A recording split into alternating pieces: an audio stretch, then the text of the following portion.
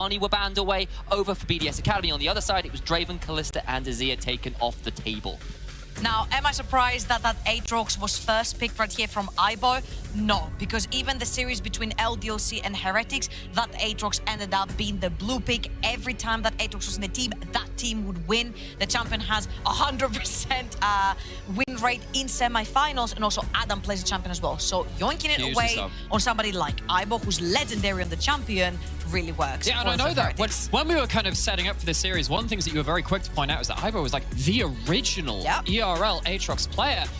He's going up against an Adam special, though. You take away this champion. One of the terrifying things about BDS Academy is that Adam always has another top lane pick, always has another counter to signal that he's going to win that 1v1. Olaf up against that Aatrox. So this top side already going to be a little dangerous should Ibo fall behind. And they've got that Caitlyn for that prio, for that push in the bot side, and to protect Crowny.Dirty's laning phase. Of course, just a reminder, Olaf is Adam's second most played champion of all time ever. You know, I think this will be his, I want to double check now, if I can actually get my numbers up. Quite a lot of them, either way. So it's not going to...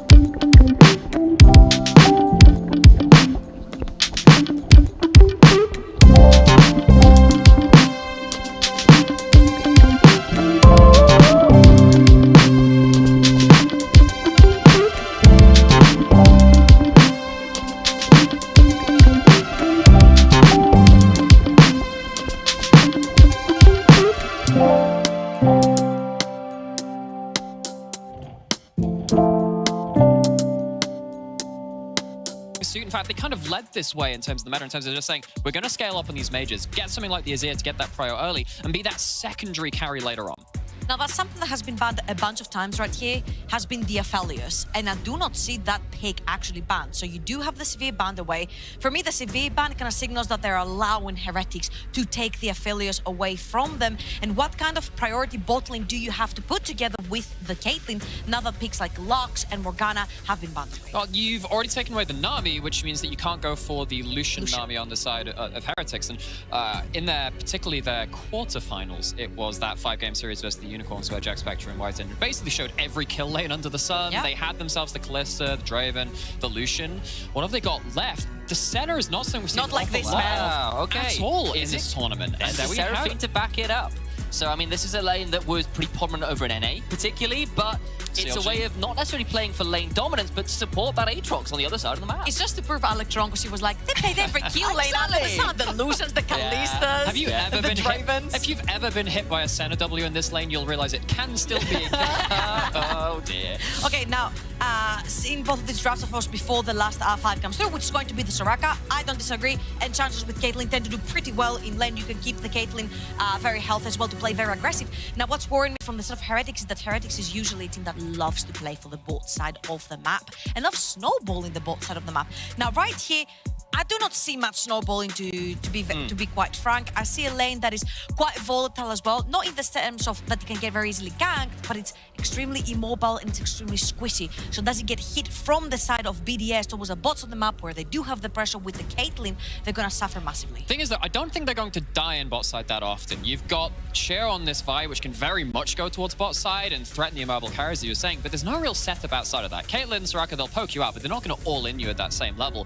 For me, this signals something that Jack Spectre was talking about in in his post-game interview after the semifinals, this entire series is going to be, can Heretics stop Adam getting an individual lane advantage and running over the game? That is what he has done pretty much the whole tournament. Having a bot lane which can survive on an island allows them to put resources towards top side. I think that's their angle. I can see that, honestly. I think that's a fair call. And honestly, for both of these teams, it is a pretty similar style of draft. You've got these kind of bruiser top laners, you've got the engaged junglers, one's more pick, one's more team fighter, you've got the control mages in the mid lane, then you've got the AD carries with enchanters. Like, that's a pretty similar mirrored team matchup, which is not necessarily what I was entirely expecting out of these teams. And I'm kind of curious, with that in mind, whether you favor one side or the other with what you've seen out of the draft. With Heretics, I'm a little bit scared because they have a ton of scaling. The Senna, the Aatrox, the Victor. You go into that lake and you've got a bunch of damage. You can actually shield and peel for your Aatrox. You can be a god in this particular game. But what BDS are particularly good at doing is they salvage their bot side of the map by snowballing the top side of the map. And Orianna can play the 2 versus 2 together with the Vi. You can play towards Adam's Olaf earlier on in the game and shut down the Aatrox. You shut down the Aatrox, you shut down that one win condition. And that is the huge thing for me, because this is one of these cases of we talk about win conditions a lot in terms of like, if this person gets ahead, wow, game's over, incredible. Something like, you know, your fellow senior Jinx in Spring was a great example of this. This Aatrox is a lose condition. If Aatrox falls behind, you are so sad as Heretics, because you're relying on Aatrox to pass the baton onto the mid game. Aatrox is where you put everything in the early game, and then your carries come online later. So watch towards this top lane. One mistake from Heretics or one piece of real inspiration from BDS Academy can set this game on edge. As we head on to the Rift here as well, don't forget to claim your August/September League of Legends monthly capsule for all the Prime shoppers out there for your chance to get RP, Mythic Essence skins, and more. Do make sure you get that. It's free. If you got the Prime subscription, you might as well get a hold of it. Important to do, and you may as well get your free stuff. Yeah, Rika didn't, so he ends up playing with Vanilla Orianna. Nice segue. I appreciate that. He's going for the Faker school of thought. For those of you that don't know, Faker never plays with skins on champions unless there has been a bug in the champion select. He's occasionally done that. Not even his own. Not even his own. No, he did that the one time at All-Stars 2014. Yeah, there was the Battle Bunny Riven one time. Exactly. Well, no, so that was the Zed in the mid lane. Everything else has been a bug. This is not a bug on your screen. This is Adam very, very similarly. It's every time he's played the Olaf, just finding these early trades. That's the funny thing about this champion, also in the top lane. It can find advantages on its own. And Adam, as a player in general, is someone who has been finding advantages on its own in the top lane. When we talk about BDSA sort of swapping their playstyle from Spring, right? Not playing for Crown anymore, playing for topside. We don't necessarily mean that Shio is ganking for Adam. It's more about getting him in a comfortable matchup where he can get resources, where he's warded for and always shielded from his team. So even though Shio can hover towards the top side, Adam finds mainly his advantages on his own.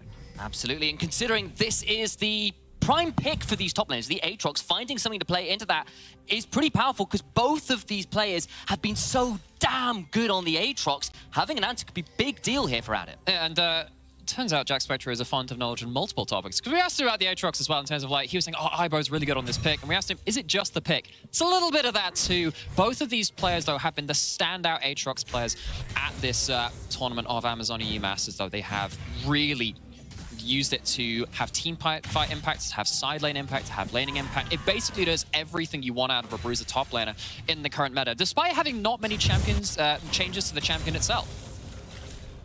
A little bit of skirmishing there in terms of just gaining control of the top side. Rivet Shale will claim that top side Skullcrab, which Bruiser will not have access to. All the while, though, you can see Zero just heading down towards that bot side of the river to see whether that bot side Skullcrab is still up and available. Will be for his jungler to go towards if he can get there in time. I'd love to highlight something very quickly, just because look at the jungle tracking. What's over here? We saw earlier in the game, there was one just a little bit around here too. BDS Academy, understanding that there is some topside threat from the Wukong, Victor, and the Aatrox, and just making sure the rewards on the other side is something that we often attribute to LDLC in terms of their jungle tracking very early into their first clears. BDS Academy, very aware of this today. They've got good enough wards to support their pushing lanes. Just on that in the bot side as well. Observers toggle over to that. See, they're really on the same page today. The BDS Academy just doing their due diligence on setting up their safe lanes. And I'd like to remind people what happened in the game where we watched the LDLC versus Heretics, not necessarily having drafted themselves very heavy engages, no Sejuanis, no Orns, none of these like really big tools. Okay. Oh, Rika takes a lot of damage. Vitality might just go down. The gravity field gets the stun, but will not allow a final attack to secure the Orianna's life. He stays alive. I think Zvero had just run out of mana. He had run out of spells as well. So 3 flashes for Rika's life, and Rika gets out alive while using his flash. I think you take those right here if you're Rika. He's shoved underneath his tower for most of the time anyway, so he's going to be more than safe. Now, I just wanted to make a little bit of a connection because right here, I do not see any heavy engaged tools from both these sides. There are no Sejuanis, there are no Orns on the map, so we might be in it for the long run where all the scaling has come through, which actually favors massively Heretics. In a lot of ways, it really does depend what happens with this Aatrox to me, though, because while there aren't as many hard engage tools in a teamfight setting, Shio can still make a mess of the map early on, particularly now you've lost Flash in that mid lane. Maybe there's some topside snowball options. You're not going to have Flashes for a Herald fight. You're not going to have them for maybe even, well, you will have a second Dragon now, because it's only just being, the first one's only been taken here, but there are just some moments we can see where there are openings now left there for BDS Academy. Yeah, and for all that Vi is much more of a single target threat, the fact that you've got the Orianna who can basically go, here you go, be my ball delivery system, get into the backline for me, does mean you can add a little bit more AoE than perhaps you would normally do with a Vi. So you can certainly make that work. Add it onto an Olaf as well with the Soraka, and you've got some good combos to work with. So there's actually one thing which we are revisiting from previous seasons and previous splits. Oh, yeah? You'll see it out on the bottom scoreboard. We often have these nice little champion advantage things. We don't often take into account the center factor, so while we get to see the lead on the Caitlyn there, what you really want to be seeing is actually what's happening between the Seraphine, who's farming, and that Caitlyn. Now, center throws some weird options in here, right? Because you get more gold value out of souls a lot of the time, and this is going to be that fasting center, not taking the gold for themselves, but if this game goes slowly and they're even-ish farm numbers between the Caitlyn and the Seraphine, that's actually ahead for the Seraphine in a lot of ways. Even if you're a slight deficit, you're okay as that for Heretics. On a bigger picture point as well, this will now be I believe it's a 33-20 head-to-head score with the LFL in favor over the LVP. This is a massive deal for both of these squads in terms of just regional pride, and make sure this happens. And while this is the first time these two regions have faced off in a finals, it is still a long-standing rivalry, even if it's one that the LFL have been heavily favored in, considering their record over recent years. And if you're an LFL fan, yes, these teams have never met, these regions rather have never met in the finals, but they did meet in Group C, where BDSA 2-0'd Heretics pretty convincingly in this group of death, if you will, they were in. So BDSA are coming in with a big boost of confidence. Crowny also said that he's not worried if Heretics make it all the way to the finals. He can only, of course, he said, speak from scrims and the history between the teams behind the scenes and what we see in official games. But he said that he's not very worried in particular about this team.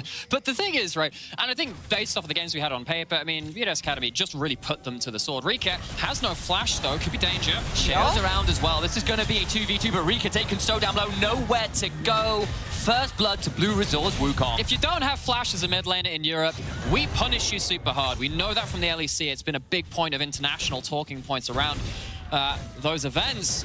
But even in the ERLs, we definitely follow that style. You blow a flash, things get very dangerous, and Shio is not there in time to respond to that gank. First blood to Heretics. A little bit not respectful from Rika right there, because Vero, ever since he lost his fast in the melee to try and kill Rika together with Blue Resort, he's been extremely respectful. He stayed underneath his tower for a long time, which means he did have the advantage lane. He was about 10 to 15 CS up. And if you see him, he's constantly playing very close to his tower, which is very difficult for him to get punished.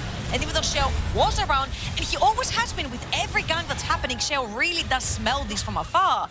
Blue Resort is the first one in the scene. What's really interesting to me is that Heretics tried to play through mid-jungle in the group stage versus BDS Academy with more proactive mid-picks and couldn't make it work. This time with the Victor, who is not realistically an early skirmishing mid-lane champion, they find first blood, they punish Rika, and they get themselves kill participation onto Victor. Reminder, ever since that rework, however long ago it was now, when you get kill participation and farm, you unlock your upgrades quicker. So now you've got that upgraded E. Now you're getting yourself closer towards that Glorious Evolution passive means that Zvero very happy with their position in the game.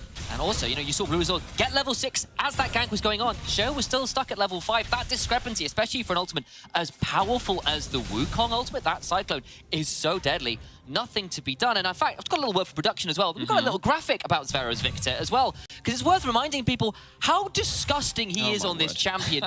He's nuts. 1.1k. Yeah, so this was... yeah, that highest DPM, if you are an LDLC fan, close your eyes. You don't want to look at that number because it's much too high. And that was when Heretics started to actually put Zvero a bit more on that carry duty and saying, all right, we're going to give you some scaling options. When it gets to those 2-3 item points, you can be a damage threat too. I'm starting to get a little bit worried for BDSA as the time goes on because the healing and shielding will come online from the Senna, from the Seraphine. The raw range that the Senna will be able to play you through is going to be difficult to deal with. Encore into the railgun. The Witch will keep Odoti alive, but I don't know whether it's a Disney movie. Wishing upon that star does keep him alive for now, no matter where you are. But Rika was really wishing he was anywhere else. Does have to pop the flash again, but will survive this time around. But Bluezer has had impeccable timing back-to-back. He catches Rika with no flash when he's overextended. His flash has just come back online. He uses his level 6, he uses his own flash to take Rika's flash over again. So the second Rika is going to try to push his wave again. He's going to get instantly punished. He's going to have a world ender. Downs, there's nowhere to go for Ivo, who's flashing away, doing what he can to hold on. It's a decent Infernal Chains keeping Sheo under the tower, but he'll use the Q to get on out to safety. You know what? I was about to talk about after this play in the mid lane, the reason that Heretics can do this is because the rest of the map is stable, which is not something that we've seen very often against BDS Academy in this knockout so far. But that is now a kill over to Adam. It is a significant lead over to Adam. That's an important thing to track. As we were talking about coming into this series, Adam has had a stellar tournament. When he gets an individual lead, that is big problems for his opponents. Problem is, on the other side of the map, every single plate goes down in a Senna Seraphine lane versus a Caitlyn. That is pretty tough.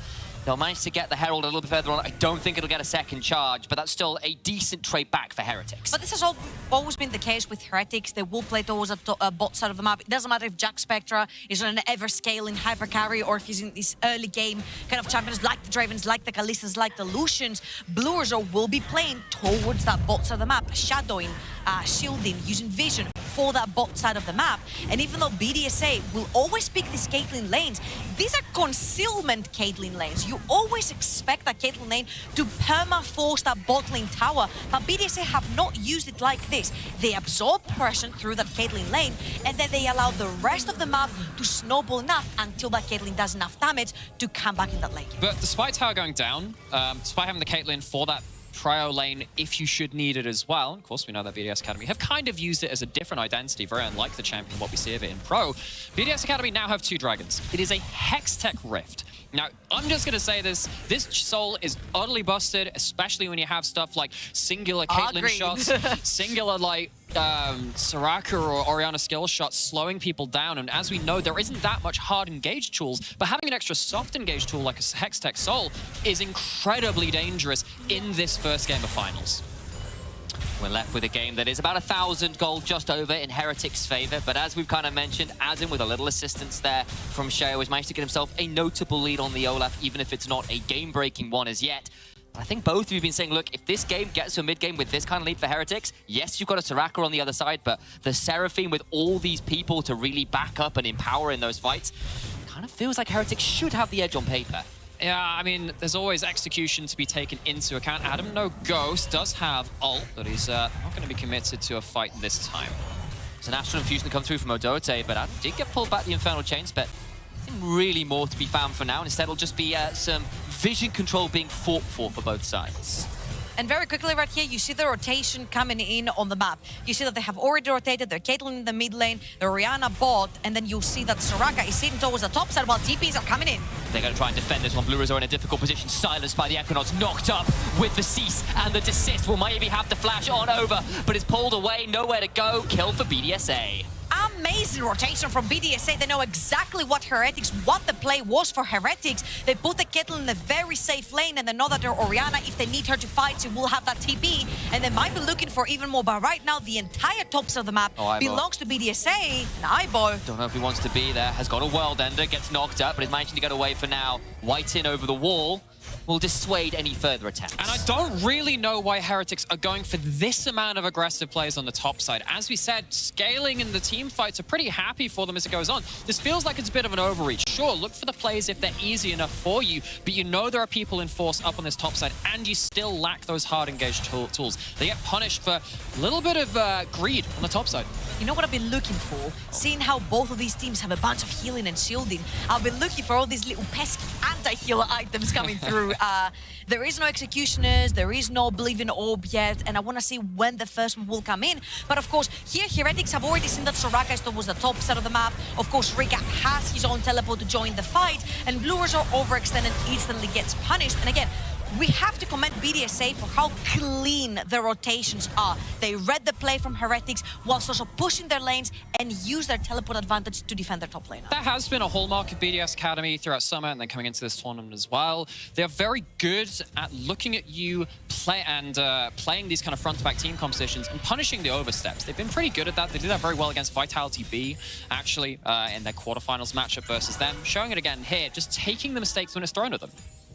You know, this is a team, as we said, undefeated in this tournament, practically undefeated in the second half of the LFL, but we'll have to talk about that a little later, as actually we've got some fights going on around this topside river. 4 members versus 5. BDSA are here in force. No Ibo, though, which is a big deal. Again, traps are down. Look at this control choke point. He dodged it, but he did take a bunch of his HP with it, which means that Heretics cannot walk anymore into this river. Second Rift Herald will go over to the side of BDSA, and we do know that with a Caitlyn in the team, you can actually use that Rift Herald to open up that mid lane. With 2 mid laners that are perma-clearing, it's so difficult to push a wave against a Victor and against an Orianna. Having that Rift Herald in your back pocket to open that mid lane is going to be very useful. Recap. Now being put on side lane duty, doesn't have that teleport. That was the response towards that top lane overstep, as we were saying. And this is where things get a little bit weird because, as we were saying, not a huge amount of hard engaged tools on either side, which means that side laning gets a little different to what we normally expect in the meta, because you're not going to have an extra Nautilus or a Leona coming in. We've seen less of them nowadays anyway, but with these enchanters, makes it hard to shut down side laners. Even someone like an Orianna, which typically doesn't like side laning, is a little more safe than they would be in another game on this patch. Also, really unfortunate for the side of Heretics. Usually when you play Seraphine, you might want to be on the red side of the map. I'm going to hold on to this thought. Adam's in danger. We've got ourselves 10 seconds till a Hex Tech Drake, but that, Astral Infusion makes life difficult to kill people off. Cease and desist comes through, Sheo being healed up, but the turnaround heals are pretty damn good as well. Railguns comes flying. That Dawning Terror doing what he can. Blues are a ticket so low, but Adam gets one in the 1v3. Over they go with Sheo, and now here comes Crowley. Big encore, does a lot of work back, makes that a 1-for-1. Zveru coming over, but it's Rika in the bush looking for a good option to shockwave. Will not pull the trigger quite yet. Jungler dies on both sides. That is huge Soraka value, and this is one of the reasons why you look at these enchanters. They have some scaling aspects to them as well. Those heals keeping these frontliners in the fray so long, but even then, it does end up being a 1-for-1 at the end. Very importantly, though, Whiting has just used his Seraphine ult, which means that BDSA can actually walk out of both of these choke points. Rika's towards the top side of the map, so Heretics have to actually make a move on one member. They'll burn Rika's flash right here, but they cannot move to get into this river for the Dragon. Both junglers were also down in this exchange, so now that Adam is back, now that Sheo is back, they might be looking for more. Sheo is respawned, so is Blue Resort, and they've got the mass transit system of Hex Gates to get onto the Rift so much faster. No one has taken the Dragon yet. Herald now summoned in mid, and we're right back to contesting for control. Okay, so what's going to happen with this one? You don't have a lot of your ultimates just before this. Blue Resort pulled away from looking for the engage. That Herald held up in mid lane, not going to get a charge off. Crowley in the river. Ibo stepping forwards with a lot of damage to him. Won't find anything more, just some chunks. Both teams a little chunked, but still happy to fight. And the Caitlyn setup has not been set down. There is 1 in the pixel bush, there's 2 in the mid lane bushes, but mainly Heretics have made their way through that river, which means that the Caitlyn setup right now doesn't really favor the side of BDSA. They need to remake their way into that river. Mainly they need to push in first that mid lane wave, but by then Heretics will have already taken the Dragon. The game could break right here. Both squads evenly matched in the gold. Dragon started by Heretics. They need to stop the soul point coming over. Ibo looking for the flank. Big chunk with the Chaos Storm over the wall. Odote taken out of this fight before it even begun. Ibo on the flank doing what he can. Adam is in 1v4. Does not get Zvero. Trying to make sure that it's still going to be a 1-for-1.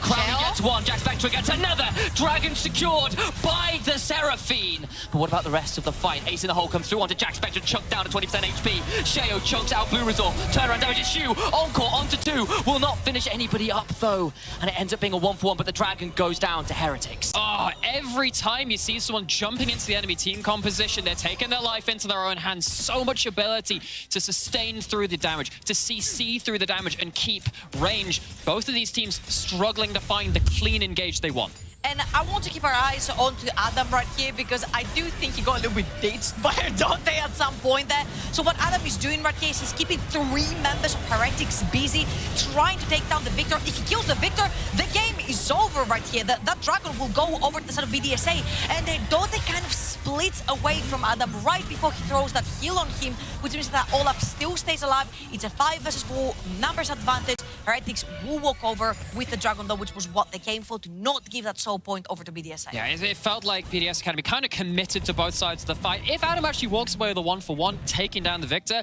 that's a good play. It's just very bold, and it ends up costing them that Dragon, costing themselves an early soul point, which would have been hit just around that 20-minute mark. I mean, I'll give credit over to Zvero as well, who chunked out Adote to about 10% HP before the fight began, and then the Wish comes up partway through the fight, but not when they really needed it. You know, like, some good plays that make that one a very tense fight. And honestly, with how favored we gave BDSA's chances in this finals, this game being so close at this point in the game is pretty fantastic news for Heretics. It's also in this fashion that it's happened as well. No. Very different to the rest of the tournament. Sheo can have a teleport to try and bail him out. It's going to be a 3v4 as the teleports come flying from both sides. Adam will back on out of it though, and it'll just be some of those summoner spells popped. I'm just loving the commitment for both teams to actually defend their members.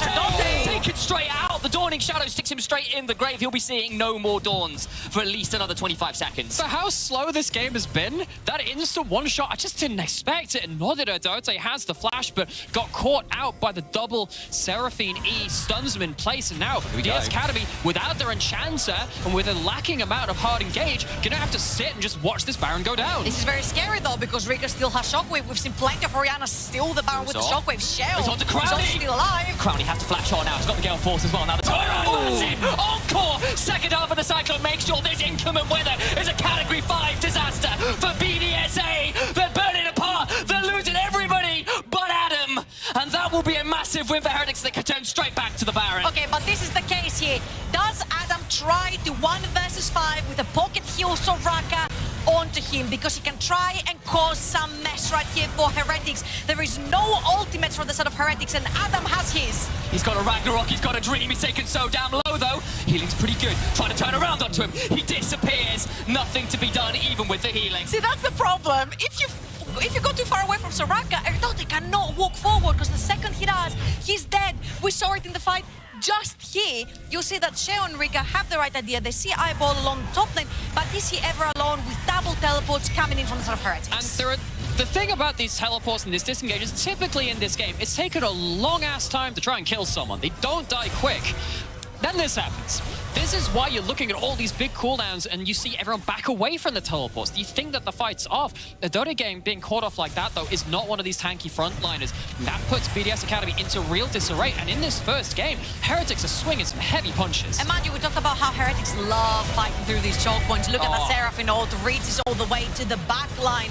And even though Shio's trying to take the gate, and he's like, screw it, I'll fight, nah, I'm out. And Adam is just left there. But then we have Erdote still coming in. And again, yes, Soraka is a great pocket heal, but if you overextend too much, you can't reach you, so you will just die to enemy team. Gonna try and turn around Sphero. Caught out, doing what he can, but remember, there's no flash for 3 seconds. He's got to stop, which buys some time. I go to the backside. Adam is dead. Sphero is traded back, though, but Crowley caught in no man's land, doing what he can. On the other side of the fight, it's a big fight onto Sheo, doing what he can to stay alive, but there's nothing to be done. Heretics! It was supposed to be unexpected, but no one expects the Spanish Inquisition. They're here to take game 1. The LFL are the gods of the ERLs, but what's a god to a heretic? These fights are far too split for BDS Academy to keep everyone grouped up, to use that shockwave. You can say that of both team compositions, but in this one, Aibo lives to run down the support. They take the split fight. Heretics can actually finish the game right here. They have the Baron buff, but they're gonna choose to take that gate out. Take what you came for. It is going to be that mid lane inhibitor that's gonna be permanently bleeding for BDSA. And if we look at this fight against Vero, you think he's been caught? He's actually baiting. They have another teleport coming in. You thought they used them all topside. It wasn't the case. He buys so much time with the crown. He buys so much time with the stopwatch. Seraphine then comes in with heals and shields. The Senna ult comes through, and he survives so long that the second that Bluazor and Aibo come into this fight, they just split BDSA apart and they just kill them all. I think you can see the real difference between how good of a fight these top laners are being allowed to have, because Aibo is able to chase down the support, able to keep hitting targets, and these champions, the Olaf and the Aatrox, they only get to live if they're hitting stuff. That's how they sustain. As soon as the stopwatch comes out, Adam can't fight. And Heretics, they don't have that much threat out on them if the Olaf's down. Dare I say, Aibo on Aatrox is 100% win rate. The guy picks the champion, he wins the damn game. This is how strong he is on his OG pick, if you will, back from 2020 when he was playing Kick. This is the pick that he took them all the way to the semifinals with. And right here in Heretics, 5-0 record, looking to make it a 6-0 onto the champion. Maybe might be something that BDSA might have to look into banning or even picking themselves. Especially given the narrative and what we all expected about this top lane matchup. Adam always having another counter pick. Adam being the best top lane in the tournament. And you know what? Based off this tournament, you can't really disagree with it.